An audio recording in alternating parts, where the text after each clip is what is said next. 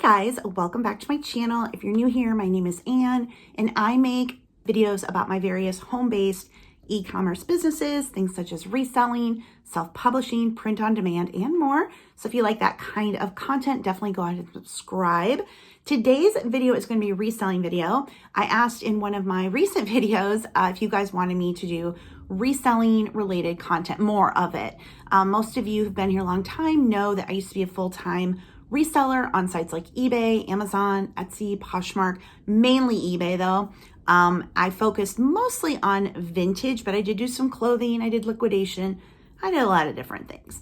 I'm not currently reselling. This year is all about me focusing on my author business, where I write books such as Beginner's Guide to Selling on eBay, Beginner's Guide to Selling on Whatnot. They are linked below. But I do obviously have a lot of reselling knowledge and thought, well, I can share some of that here, and a lot of you seem to be interested in it. So today's video is going to be a little different. This recommendation idea came from my friend Misty over at Thrifter Hunter. Oh no, I messed it up again, Misty. Thrifter Junker Vintage Hunter. I will link her channel below. I know a lot of you guys follow her, but she said, what about if you went around your house and you showed people the kind of things that you can resell, because reselling is such a great hobby business. It's a great little side hustle. It's a great thing to do for some extra money. So much of what you see on YouTube especially is, here's how I'm a full-time reseller, and here's how you can be a full-time reseller. I'm a 6-figure, I'm a 7-figure, I've got a warehouse, I've got all these things, right? But Denali, I'll do show another one of my friends, I will link her channel below as well. She made the point the other day that, I think she was on TikTok or was it Instagram, one of the two, about how being a full-time reseller is really, really hard. Now, she is a full-time reseller. She has a warehouse.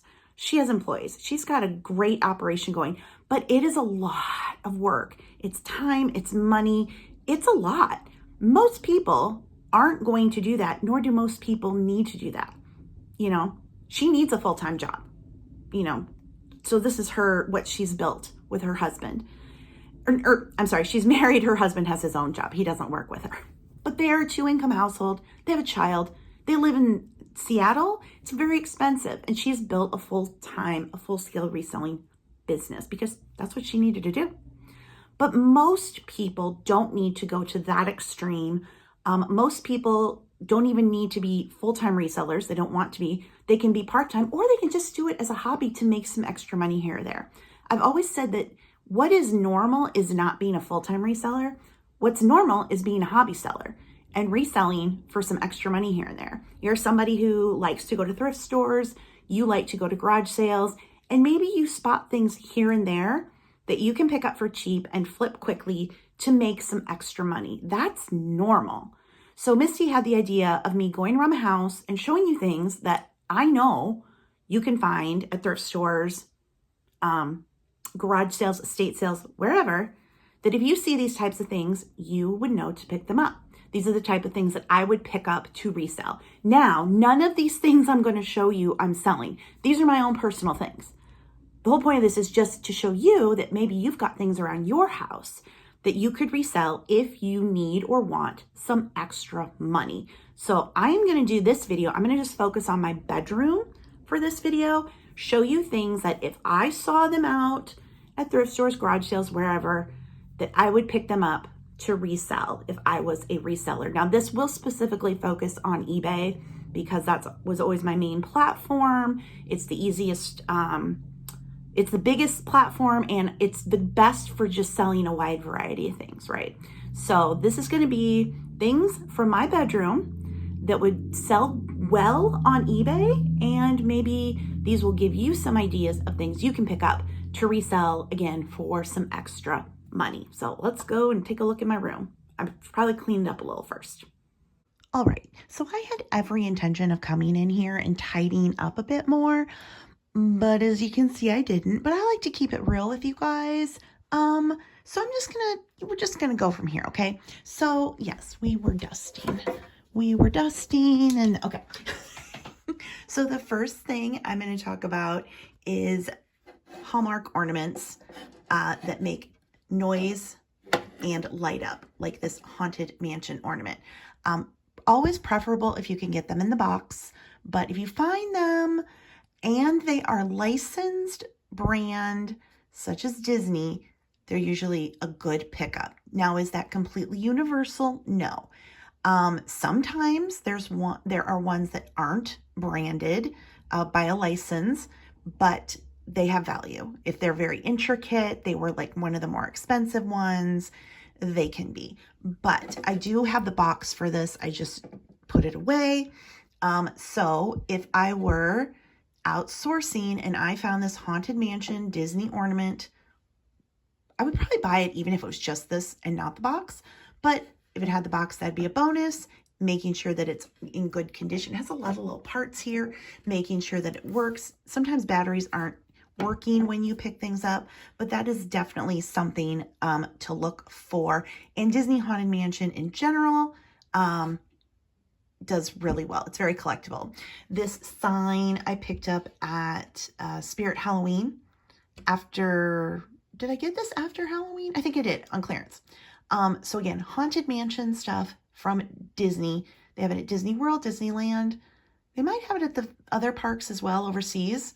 But Haunted Mansion stuff is very collectible. So anytime I would see anything that was Disney parks, that was specific to a ride, such as Haunted Mansion, that is definitely something that I would pick up. Here I have, this is from our regional theme park. Not regional, it's here in Waterloo, Iowa. So it's our brand new theme park. But I wanted to show you this because merchandise from regional theme parks can be a good pickup. Of course, people think of Disney, Universal, SeaWorld, Busch Gardens, but smaller parks can do well because they don't have as much merchandise, and a lot of times people are nostalgic about them. So our theme park just opened, but if you find stuffed animals from Great America, Valley Fair, some of those theme parks aren't even open anymore. That's even better. If you can find merchandise, souvenirs from theme parks that are not open, or merchandise that was produced a long time ago, it's vintage, always a good pickup. Magnets, mugs, glasses, all kinds of trinkets. I will always pick up any kind of amusement park, theme park merchandise. Often it's very cheap. Even if I don't recognize the park or it is just like a state park, those are great things to pick up. Shot glasses are something you'll find a lot. And a lot of the parks over the years will change names, the logos change, and people will collect, the different ones. So not just Disney and Universal, but theme park. I got all the pins they had this past year. It was their inaugural season. It was kind of like a soft opening. So theme park merch, all theme parks. This is a Haunted Mansion Scentsy warmer. Scentsy warmers be very collectible. They're wax warmers. Of course, this one's Haunted Mansion. I have plans, okay? I have plans to make a Haunted Mansion thing. I just haven't gotten to it. But Scentsy warmers, specifically the Disney ones, can do well, but there are others that can also do well. It's kind of one of those things where everyone is different, but if you are places and you happen to stumble upon Scentsy warmers new in the box and they were like $5 or less, I would get them. The wax melts that you put in here, also great things to pick up. They just sell really well. The scents go in and out. So Scentsy warmers, they will always be marked Scentsy in the back. If they have the box, great. Like this one, I would pick this one up even if it didn't have the box because it is Haunted Mansion. This is another Haunted Mansion. This I think I got maybe online at the Disney store, but every year like Walgreens, CVS, Spirit Halloween, they have Haunted Mansion things. Another Haunted Mansion little golden book.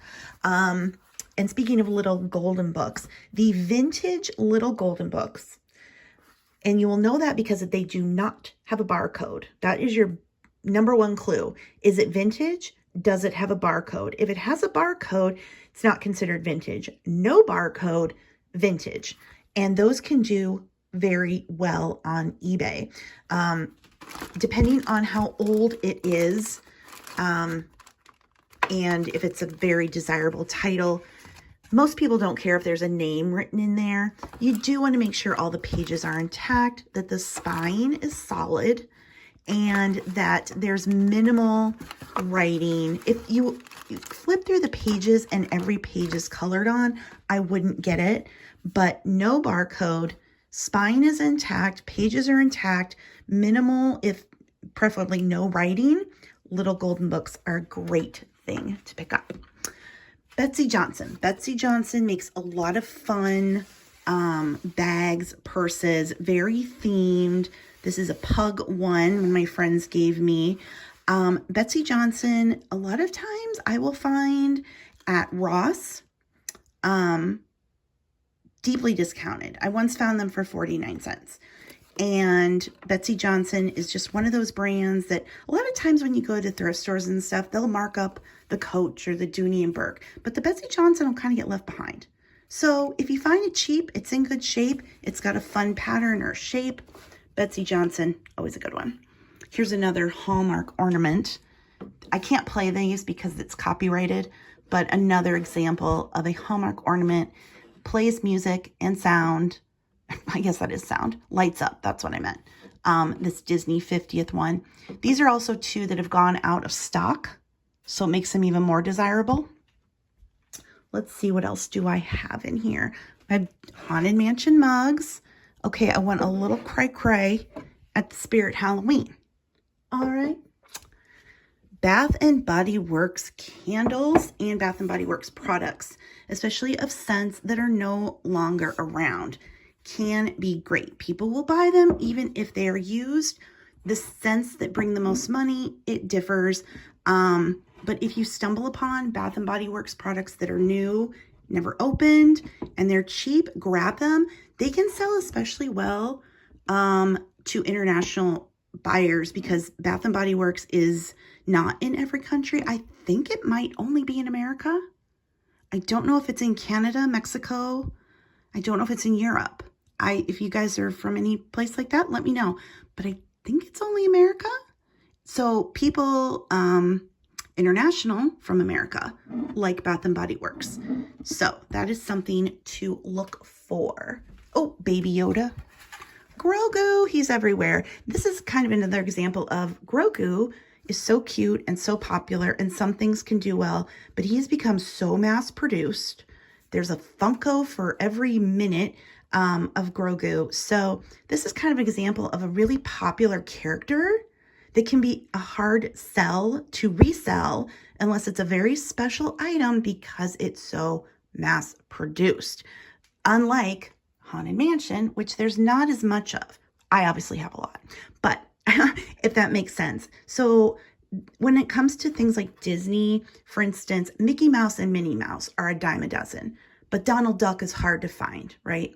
Winnie the Pooh, he's everywhere, but Eeyore and Piglet, they're hard to find. So the secondary Disney characters always be a great thing to look for, not the most popular characters that you see everywhere. Let's see here.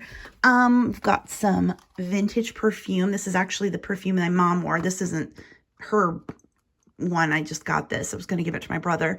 But vintage or older perfume, or really any perfume, to be honest. If it's new, sealed, but vintage, if it is used, you can still sell that. If you go to estate sales, always look in the bathroom. If you're at thrift stores, look in the bags that they hang on the walls. A lot of times they'll have perfumes in there and they can sell really well. Let's see, I've got my books down there. Oh, the Laura Ingalls Wilder books. Ugh. These also come in a boxed set. If you find the set of Laura Ingalls Wilder books in the box and they're in good condition and they're cheap, they're buck, grab them. I mean, 15, 20 bucks, but they're an easy sell. There's like a pink version and a blue version. Make sure they are in good condition, solid spine, no discoloring, because they're not that valuable So you want to make sure the condition is really, really good. But it brings up the point of boxed sets of books. Now, hardcover sets such as Harry Potter, that's a great item to pick up. If you get the box set of a Harry Potter hardcover, that's a definite one to pick up when it comes to books. When it comes to books, you're wanting books that are no longer being produced. Obviously, this is still being produced, but books that are no longer in print, and some books weren't, some books, they just never got a second or third printing, or they were popular in the 80s, but they're not printed now. But if you do some research on books, definitely some to look out for. I have this case of rings. I like to collect rings. Jewelry can be a wonderful thing to resell on eBay. As I get this out and hope that I don't spill it everywhere. Oftentimes you'll go to estate sales, thrift stores, and they will have bags of rings. Don't have to be designer. They don't have to be gold, silver. Cocktail rings, vintage cocktail rings like these are popular. Oh, a friend made me that. These are vintage, but rings do well. Also earrings, snapback. Was that what you call them? Not snapback. Clip-on earrings. Vintage clip-on earrings. I used to sell lots of those. I actually had better luck with clip-on earring lots than any other kind of jewelry I ever tried to sell. Now we're in my closet. Let's look up at the top shelf, which I can't reach. Oh, what are those? Those are Kate Spade bags. Kate Spade, great brand to pick up, to resell, of course, if you can find them. See, they're cheap enough and in really good condition. But Kate Spade, kind of another brand that, again, the thrift stores usually know Coach and Dooney & Burke, like I said, but sometimes the Kate Spade gets overlooked. But these kind of mid-range designer bags that are kind of, when you buy new, or like around the $200 mark, you don't have to find Gucci and Louis Vuitton. You can find bags like this. And if you have bags like these in my closet, in my closet, can do really well. Crocs can sell really well. Now these are the fuzzy kind, obviously. But they come in flip-flops. What else do I have here? I've got these that don't have backs on them. But Crocs also clean up really well. Crocs make ones that are Disney. I think they have some other cartoon licensed brands that they make.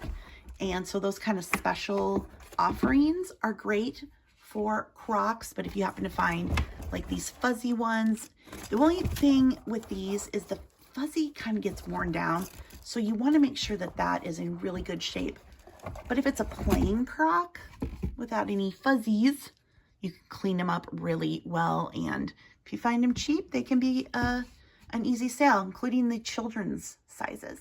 And one more thing I'm going to show you in my bedroom. Vera Bradley can sell okay on eBay. Some patterns, again, more than others. But usually you can find Vera Bradley at the thrifts and garage sales for not a terrible amount of money. Again, like I've said, people tend to look at the Coach and, the other brands a little more desirably than the Vera Bradley. The other thing about Vera Bradley is it washes up really well. So if you stumble upon Vera Bradley, it's always marked as Vera Bradley. It'll be on the inside. Like this has this has the lining. This has the tag. That has the tag. Vera Bradley, great thing to pick up or find in your own closet. So that is a little tour of my bedroom and things that I could resell, or really just did this like Misty had suggested to give you guys an idea of things that maybe you have around your own house that you aren't loving, that you could list on eBay. The difference between selling something at a garage sale on eBay is, for instance, if I put this Haunted Mansion mug out at a garage sale, I don't know that anybody would come along who likes the Haunted Mansion, and if they did, they'd maybe pay $1. But I could put something like this on eBay. It was $10 at Spirit Halloween, but it's not available right now. I could probably put this on eBay for 20. So same with these. They're not made anymore, or they've sold out. So I could sell these for more than retail. Your home is the best place to start sourcing when you are looking to sell online. And again, getting some things out of your house just to bring in some extra money, or looking for this type of stuff when you're out at thrift stores, garage sales to sell. Hopefully it's giving you some good ideas and opened your eyes. I know most of the people who make reselling content, educational wise, are talking about clothing, but hard goods is what we refer to, non-clothing. And there is a world of opportunity and so much profit that can be made with hard goods. So hopefully I gave you guys some ideas. And if you like this video, give it a thumbs up. And the next video I'm going to do, I'm going to look through my living room and I'll show you some things in the living room that are good for resale. So thank you guys so much for watching, and I'll see you in the next video. Bye.